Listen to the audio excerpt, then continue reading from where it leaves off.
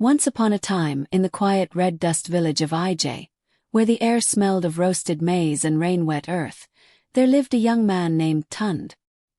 He was tall, dark, and broad-shouldered, with eyes that seemed to always be hiding something he could not say out loud. Tund was known by every palm wine tapper and every market woman in IJ, not because he was rich or powerful but because he was pitted. You see, Tund had one problem, one that made him the joke of the entire village. He was known as the man who could not last more than 2 minutes in bed. When he walked past the market square, the women would whisper behind their baskets of tomatoes and pepper, "CM na him. The one way dem say no fit satisfy woman." And the laughter would follow him like a shadow. Even children sang it in their moonlight songs. 2 minutes, 2 minutes, Tund the runner. It broke his spirit. Every time he passed by a house where wedding drums beat, he would slow down, his chest heavy. He wanted love, real love. But no woman in IJ wanted him. He had tried. Oh, he had tried. 3 different women had agreed to marry him in the past. The first, Beezy, left after their first night together. The second, Tund, lied that she was traveling and never came back. The third, Tola, stood before the village elders and said boldly, "I cannot stay with a man who finishes before the wind even changes direction." The words stung like pepper in his heart. Since then, Tund walked alone. He avoided the village festivals. He stopped playing Ao under the tree with his friends. Even the sound of the talking drum felt like mockery to him. At night, he would sit in front of his mother's small mud house, staring into the darkness, asking the same question over and over. "Why me, O Lodgemer? What did I do to deserve this shame?" His mother, Mama a Joke, was a strong woman, her back bent from years of carrying firewood. She would sigh, sit beside him and whisper softly, "Tund, shame no day kill man. Na only stubborn heart day do. You go find your cure one day." But Tund didn't believe it. Until that day came, the day that changed everything. It began on a Tuesday evening, when the clouds were heavy and the wind smelled like thunder. He was returning from the farm, his hoe on his shoulder, when he heard a strange sound by the footpath that led to the river. It was not human. It was not animal either. Something or someone was crying. The sound was soft, like a child calling for help but afraid to be heard. Tund froze. His heart pounded. He looked around, the tall grasses brushing against his knees. Then he saw her. A woman, barefoot, her wrapper torn, her hair wild, kneeling beside the riverbank. Her skin glowed faintly under the gray light. Her eyes were deep, ancient, and full of sadness. "Tund," she called, even before he said a word. He stepped back in fear. "How do you know my name?" The woman smiled faintly, her tears mixing with the rain that had just begun to fall. "Because your shame has been calling to me for years." His hoe slipped from his hand. The wind rose. The trees bent as if they, too, were listening. Tund's mouth went dry. "Who are you?" he whispered. The woman stood slowly. Her voice was calm but heavy like a drumbeat in a shrine. "I am Iamoja's messenger. And I can help you. If you are ready to pay the price." The rain began to fall harder. Thunder rolled across the sky. Tund didn't know if he should run or kneel.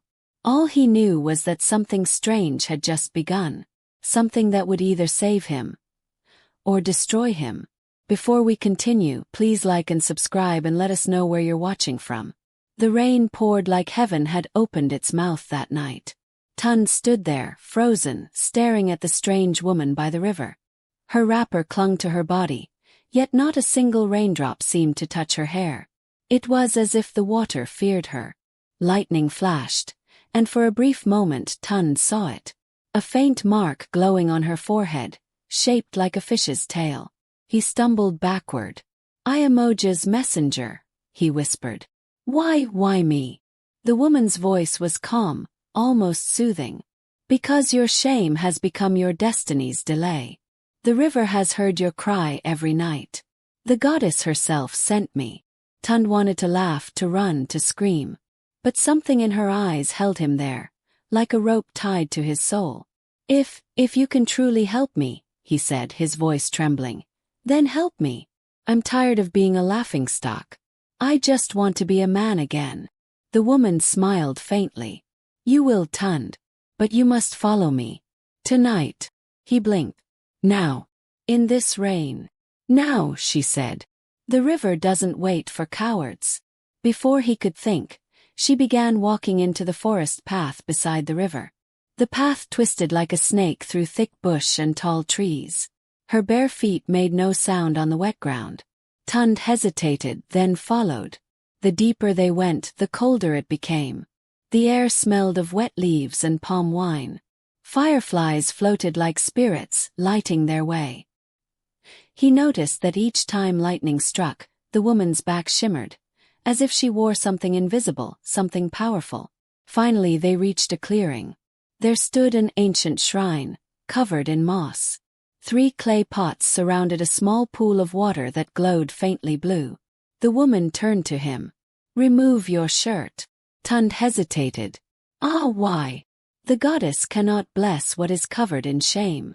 With shaking hands, Tund obeyed. The cold air bit into his skin. The woman dipped her hand into the glowing pool and whispered in a language Tund did not understand. The water rippled, and then rose by itself like it had life. It wrapped around her arm and shimmered like silver. "Kneel." Tund knelt. His knees sank into the mud. His heart beat so fast he thought it would burst. "From this night onward," the woman said, "you will no longer be mocked. But power always demands a price." Tund swallowed hard. What kind of price?" She looked into his eyes, her gaze piercing through his fear. "The kind that tests a man's heart more than his body." She touched his forehead with the water. Felt warm, too warm for ordinary water. Suddenly he felt something move inside him. A sharp jolt like fire and thunder mixing together. He gasped and fell to the ground, trembling. The woman's voice echoed in the storm. "Before sunrise you must do 3 things, without failing even one. If you succeed, your shame will end forever. If you fail..." He paused. The lightning flashed again, lighting her face in eerie blue. "The goddess will claim what you hold most dear." The wind roared. Tund struggled to his feet, panting. "What must I do?" The woman's form began to fade, her voice floating like smoke. "At cockcrow, go to the village square. There you will meet 3 tests disguised as men. Do not fight them. Do not flee. Only wisdom can save you. Remember, your time runs with the night." Before he could ask another question, she was gone. The light from the pool dimmed. The rain stopped. Silence fell. Tund stood there, drenched and shaking. He could still feel the heat of the water burning in his chest. Was it all real? Or had he gone mad? He looked up at the sky. The clouds were breaking. Dawn was only a few hours away. He picked up his shirt and began walking home through the muddy path, his heart pounding with fear and hope, because for the first time in his life, something inside him felt different. Alive. Powerful. But what would happen when the cock crowed? The moon had gone to sleep. The air was cold and quiet, like the world itself was holding its breath. Tund sat on the wooden stool in front of his mother's hut, staring at the dying embers of the fire.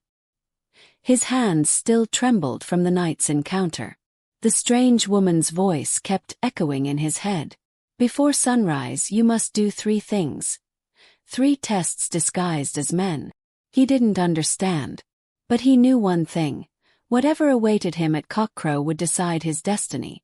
Mama a joke came out, rubbing her eyes, her wrapper tied around her chest. "Tund, my son, why you never sleep? You look like person way see ghost." Tund looked up slowly. "Mama, maybe I did." She frowned. "Talk clear, my son." He hesitated, then shook his head.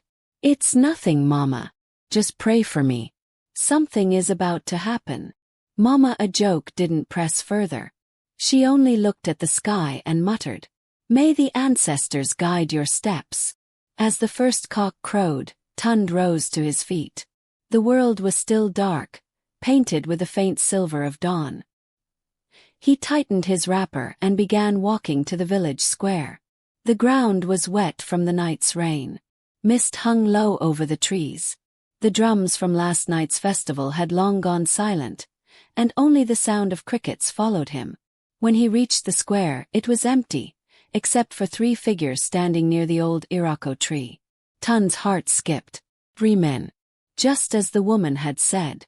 The first was a hunter, tall and muscular, his chest bare, holding a long Dane gun. His eyes were cold and sharp like a hawk's. The second was an old man, bent with age, leaning on a crooked stick. His white beard touched his chest, but his gaze burned with strange fire. The third was a young prince, dressed in fine wrappers and gold bangles, his face proud and cruel. Tun stopped a few feet away. "E caro, my elders," he greeted nervously. The old man chuckled. "We are not your elders, Tund. We are your mirrors." Tun froze. "My mirrors." The hunter raised his gun. "Your first test is strength." Without warning, the hunter fired into the air.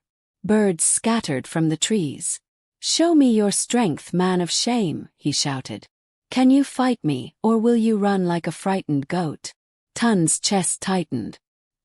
He remembered the woman's words. "Do not fight them. Do not flee. Only wisdom can save you." So he stood still.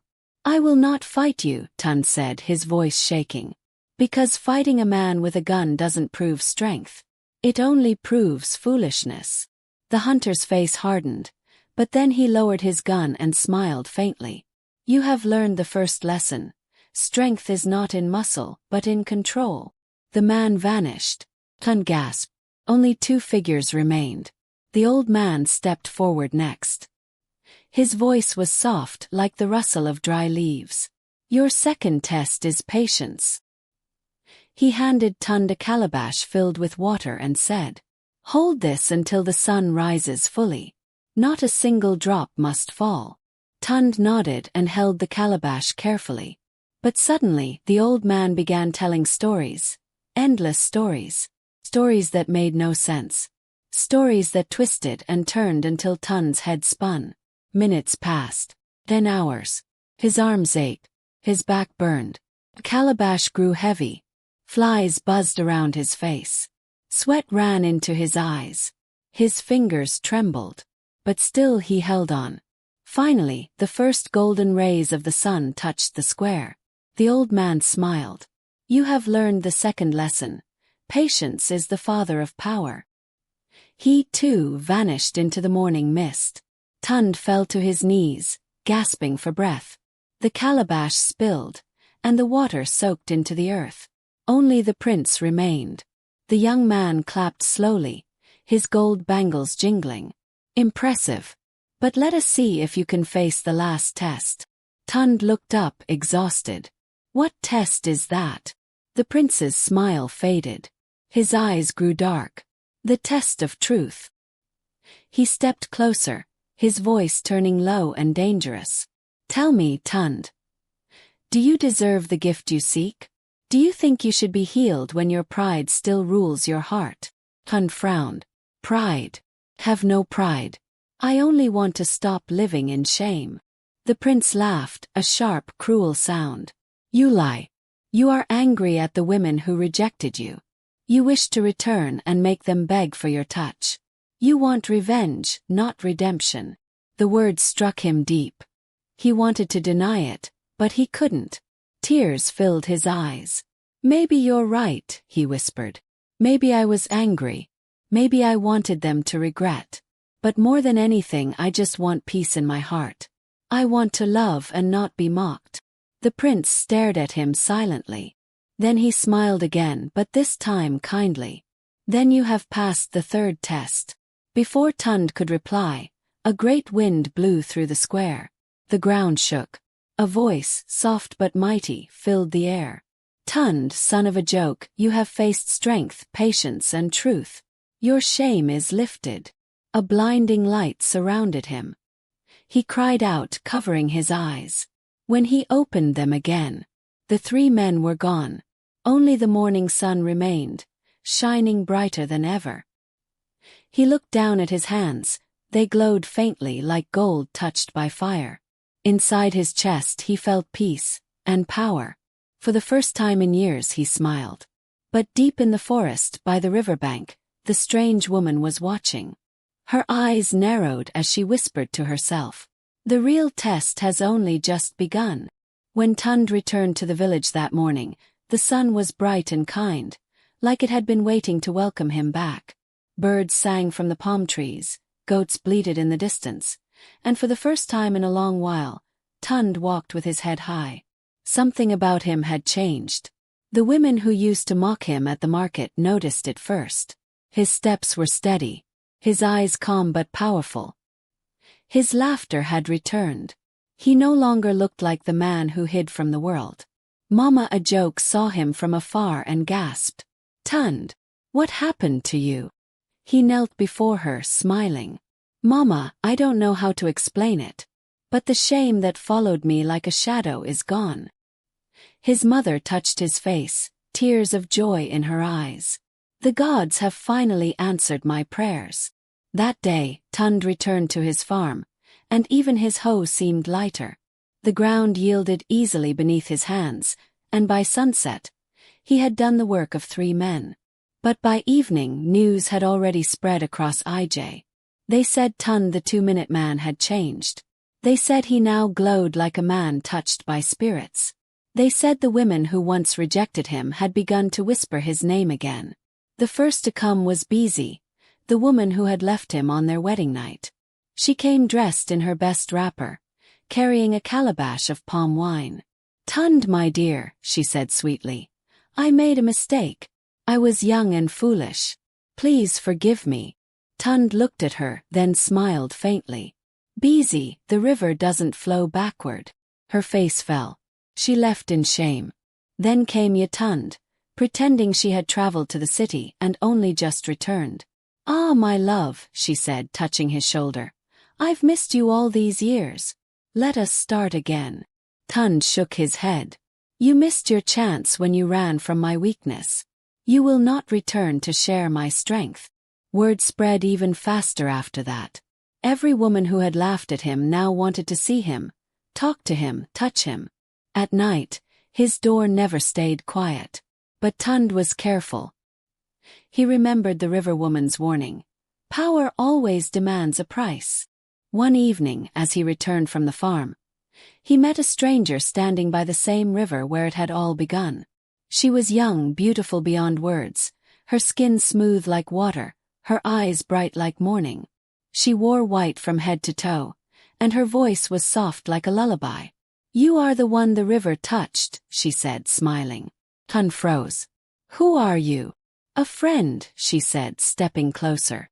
"The goddess has rewarded you, but your heart is still being weighed. You must not misuse what you've been given." "Misuse?" Tund frowned. "I've done nothing wrong." "Not yet," she said. "But temptation will soon come. Be watchful." Before he could speak again, she vanished into mist. That night, as Tund lay on his mat, he couldn't sleep. Her words echoed in his mind. Temptation. Be watchful. Days turned into weeks. Tund's new confidence drew many women, even those who were married. Some offered him gifts, yam, palm oil, even money. Others offered what words could not describe. He tried to stay strong. But one woman's beauty broke his resolve. Her name was Mareo, the daughter of the village chief. Her eyes were sharp and playful, her smile full of mischief. When she laughed, even the wind seemed to pause. She approached him one afternoon at the stream. "So it is true," she said. "The shame of IJ has become its pride." Tund smiled. "People talk too much." "Maybe," she teased. "But some things are worth seeing with your own eyes." She stepped closer, her perfume mixing with the scent of wet clay. Tund tried to resist, but his heart raced. That evening, when the sky turned red, Mareo returned to his hut. And for the first time in his life, Tund felt no shame. But just as dawn began to rise, he heard a voice whisper through the air, soft and cold. You have failed the goddess's warning. He sat up sweating. The hut grew cold. The oil lamp flickered. From the corner of the room, a shadow moved. The same woman from the river appeared, this time with anger in her eyes. You were told not to misuse your gift, she said. You have broken the covenant. Tun's mouth went dry. But I only. Silence, she thundered. The goddess gave you power, not pleasure. Now, something precious must be taken from you. The ground trembled. The hut walls shook. Tund reached out, but everything went black. When he opened his eyes again, he was lying alone in the bush. His body weak, his breath shallow. He looked toward the village and saw smoke rising. He didn't know it yet, but something terrible had happened while he slept. And it was all connected to his mistake. The sun was already high when Tund opened his eyes. His head throbbed, his body ached, and the air smelled faintly of smoke. He sat up slowly. He was lying on the edge of the forest, the same place where he had first met the river messenger. But now, the once calm stream was dark and restless. The water foamed like it was boiling. Then he remembered the voice. The warning. The punishment. His heart raced as he stumbled to his feet and ran toward the village. The closer he got, the stronger the smell of burnt wood and palm oil grew. He heard cries, women wailing, children shouting. When he reached the square, he stopped dead in his tracks. Half the village was in chaos. A fire had torn through several huts, leaving blackened ashes behind. Chickens scattered, men poured sand over the flames, and the chief's guards shouted orders. Then he saw her, Mareo, the chief's daughter, lying on the ground unconscious, her wrapper torn and her skin burned on one arm. Tund's knees went weak. He ran to her side. Mareo, what happened? Her mother pushed him away, eyes red with fury. Don't touch her. You're the cause of this. He froze. What are you talking about? The woman spat on the ground. You bewitched her, you cursed man. Since you laid with her, strange things began happening. The fire started in the chief's compound and spread. Even the rain refused to fall. People began gathering around. Some pointed. Some whispered. Some shouted. Tund brought a curse upon us. The goddess is angry. Tund's chest tightened. He wanted to speak, to explain, but how could he tell them the truth? That he had met a spirit woman who gave him power, and that he had broken her warning. Who would believe him? He turned to run, but strong hands grabbed him. The chief's guards dragged him before the elders. The old men sat in a circle under the big iroko tree, their faces hard and cold. Smoke rose from their pipes as the air thickened with silence. Chief Odwale, Mareo's father, stood in front of him.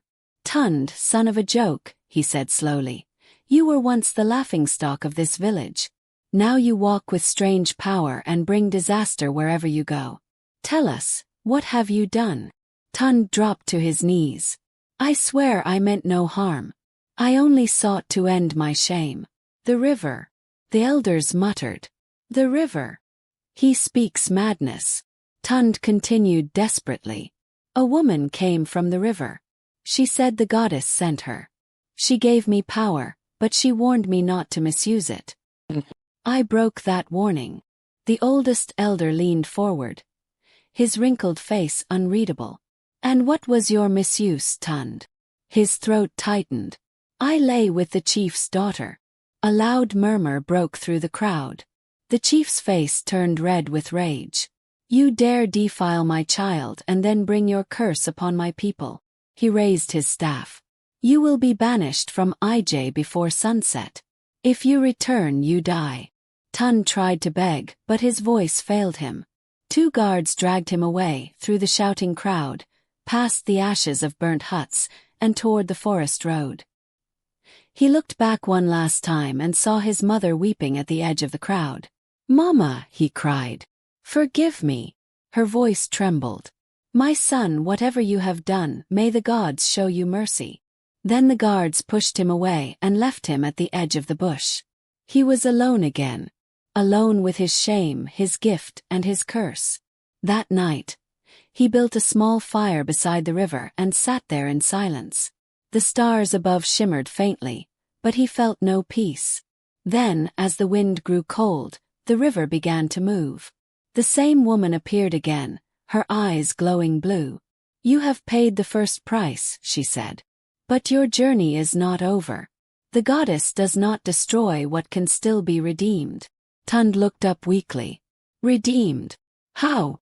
"Beyond this forest lies a sacred hill. At its peak burns the fire of renewal. If you can reach it, your curse will end, and your strength will become blessing. But beware, the path is not for ordinary men." He swallowed. "And if I fail?" Her gaze turned sad. "Then the goddess will claim your life before the next full moon." The river glowed brighter for a moment, then went still. The woman vanished into the mist. Tund sat there for a long time, staring into the flames. The night sounds of crickets and owls filled the air. He closed his eyes and whispered, "I will go. I will face whatever comes. I won't die a cursed man."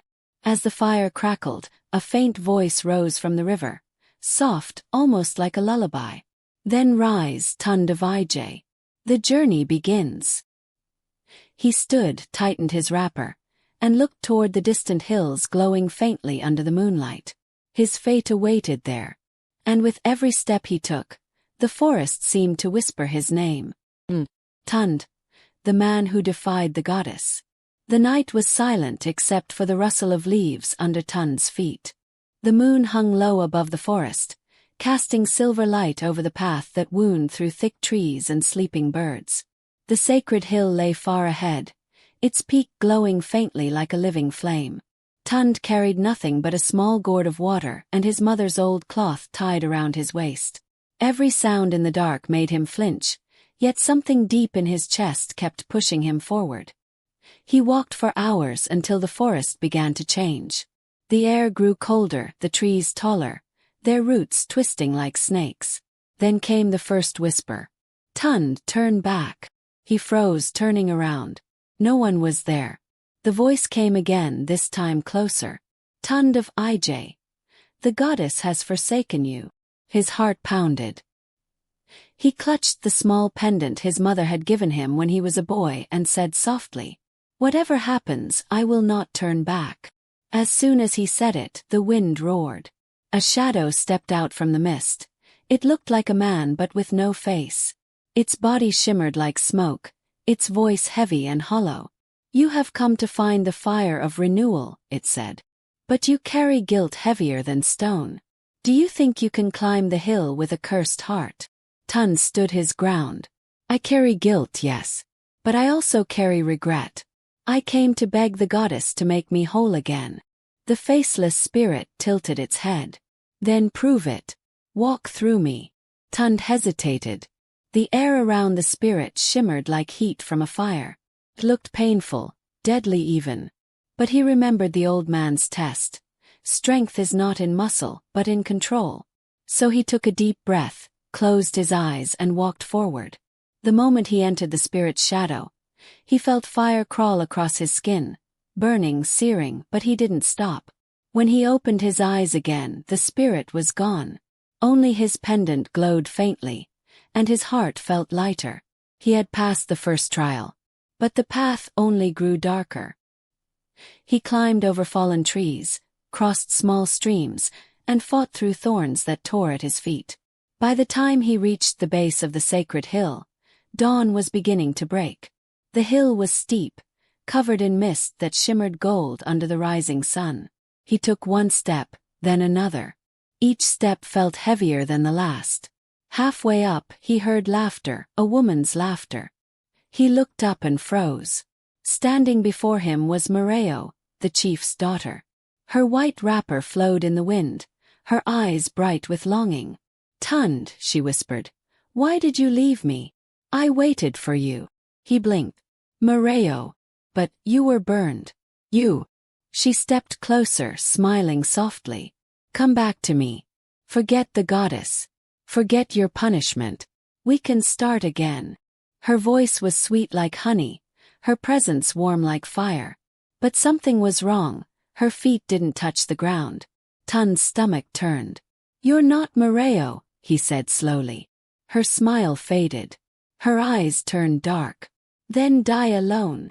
Her body twisted and burst into black smoke that swirled around him, choking his breath. Tund fell to his knees, coughing, his vision blurring. But then he remembered the second lesson. Patience is the father of power. He closed his eyes and whispered, "I will not fight shadows. Only truth can defeat lies." As he said it, the smoke broke apart and vanished into the wind. The hill was silent again. When he looked down, he saw a small white stone glowing where the illusion had stood. He picked it up. It pulsed softly like a heartbeat. He placed it in his cloth and continued climbing. Hours passed. The air grew thin. His legs ached, but he didn't stop. At the top he saw it, the fire of renewal. It burned within a stone circle, blue and gold, silent but alive. Tund fell to his knees, tears streaming down his face. "Great goddess," he whispered, "I have walked through fear, temptation, and pain. I come not to ask for power, but for peace." The wind grew still. The fire flared higher. Then, out of the flames, the river woman appeared, this time more radiant than ever. "Tund," she said softly, "you have learned what no strength of body could teach you. The goddess has seen your heart." He bowed low. "Will she forgive me?" "Forgiveness is not given," she said. "It is earned. But you have taken the first step." The fire glowed brighter, then surged toward him. It wrapped around him like warm light. He cried out, but this time it was not pain, it was rebirth. When the fire faded, he stood taller, calmer, his spirit clear. The goddess's mark, shaped like a ripple of water, shimmered faintly on his chest. The river woman smiled. "Go, Tund. Return home. Your curse is gone, but your lesson must remain. Remember, manhood is not measured by time, but by heart." And just like that she was gone. Tund looked around. The wind had stopped. The world was silent and new. He turned toward the path home, and for the first time he felt free. But as he descended the hill, he did not know. Something dark still lingered behind. In the ashes of the vanished fire, a shadow stirred, watching him go. It whispered quietly, "Let us see if he remembers." The journey back to IJ took 3 days. Tund walked barefoot, his clothes torn, his body lean and strong from the climb. But his heart was quiet now, no longer weighed by shame or anger. The world itself seemed to welcome him. The trees whispered softly, the wind smelled of palm fruit, and the river beside the road flowed clear again. Even the birds followed him, as if carrying word of his return. When he reached the edge of the village, he stopped. He saw the place he once called home, the same huts, the same dusty paths, but everything felt different. The people were quieter now, their laughter replaced with whispers. Children playing in the sand froze when they saw him. One shouted, "Mamasi, it's Tund, the man that was banished." In moments, the whole village gathered. Faces he knew since childhood now stared in shock. Tund bowed his head. "I come in peace. I bring no curse." The elders stepped forward cautiously, led by Chief Odwale himself. His face was older now, his pride dimmed by grief. "Why have you returned?" the chief asked coldly. "You were warned never to set foot in IJ again." Tund's voice was calm. "I was warned, yes. But I have walked a path the goddess herself set before me. I climbed the sacred hill, faced the trials, and found forgiveness." The elders muttered among themselves. "He speaks of the fire of renewal. That hill is sacred. No mortal returns from there." Tund lifted his shirt and revealed the faint mark glowing on his chest, the symbol shaped like rippling water. The crowd gasped. An old woman in the crowd fell to her knees and began chanting, "It's true. The goddess has touched him." Even the chief took a step back, his anger fading to awe. "If what you say is true," he said slowly, "then prove it." The river that once blessed this land turned bitter after you left. The fish died, the farms dried up. If you are truly forgiven, make it flow again. Tund looked toward the horizon. He could see the river glinting faintly in the distance, lifeless and dull. He nodded. I will try. The villagers followed him silently to the riverbank. The air was heavy, the sky dim, the water black like oil. Tund knelt, dipped his hands into the cold mud, and whispered softly, Mother of waters, I have returned not as a man of pride, but as a son who has learned his lesson. Let life flow again. First nothing happened. Then the ground trembled. The river began to ripple. A low hum filled the air. The water turned clear, blue and sparkling, rushing like it hadn't in years. Fish leapt from the surface. Frogs croaked. Palm trees along the bank began to bloom again. The villagers shouted in wonder. Some fell to the ground, others raised their hands in praise. He has done it. The curse is broken. Chief Odwale stared speechless. His daughter, Moreo, weak but alive, walked slowly from the crowd. Her scars had faded, her face glowed softly. When her eyes met Tund's, she began to cry. You came back. You healed us all. Tund smiled faintly. No, the goddess healed us. I only obeyed. For the first time, the chief bowed his head before him. You have done what no man could. From this day, you are no longer the shame of IJ. You are its pride. Cheers rose. Drums beat. Women danced, men sang, children clapped. But while the celebration continued, Tund felt a strange chill run through him. In the reflection of the river, he saw something behind him. Shadow. The same one that lingered at the sacred hill. He turned sharply, but there was nothing there. Only laughter and joy. That night, when the dancing ended and everyone went home, Tund sat by the river alone. The moon glowed over the water, and the air was still. He whispered to himself, It's over. Finally, it's over. But the river rippled slightly, though no wind blew. And a faint, familiar voice whispered back, Every blessing carries its shadow, Tund. Never forget that. He froze. The water stilled again. The night was silent. Too silent. The next morning, IJ was alive with joy. Women pounded yam in their courtyards. Children sang songs about Tund the Redeemed, and even the talking drums carried his name across nearby villages. For the first time in his life, Tund walked through the market without whispers of mockery following him. Instead, people bowed their heads in respect. Tund, the man who made the river flow again. Tund, the chosen of the goddess. But deep inside he was uneasy. The voice from the river still echoed in his mind. Every blessing carries its shadow. He tried to dismiss it, but the feeling lingered like a dark cloud hiding behind the sun. As days passed, people began to depend on him for everything. Farmers asked him to bless their seeds before planting. Hunters begged him to touch their traps. Even sick people were brought before him to lay hands on. First, Tund refused. I am not a god, he would say. Pray to the goddess, not to me. But soon the pressure grew. People started to call him Baba Tund, the miracle man. And slowly pride, the same pride that had destroyed him before, crept quietly back into his heart. He began to walk differently, talk differently. When people praised him, he no longer said, It's the goddess. He began to smile and say, Yes, indeed, the river chose me. He built a new hut by the river, bigger than any other in the village. He stopped visiting the elders, saying they no longer understood his calling. One evening, as he sat by the water watching the sunset, Moreo came to him. Her eyes were soft, her smile gentle, but her voice was firm. Tund, she said, you are changing again. He looked up sharply. Changing. I brought life to this village. The goddess herself marked me. Yes, she said. But she also tested you. Have you forgotten your promise? You said you wanted peace, not power. Tund frowned and turned away. Go home, Moreo. The goddess speaks to me now, not through you. Her face fell. She took a step back and whispered, "Then I fear what will come next." That night the air grew strange. The wind howled, and the river began to churn violently.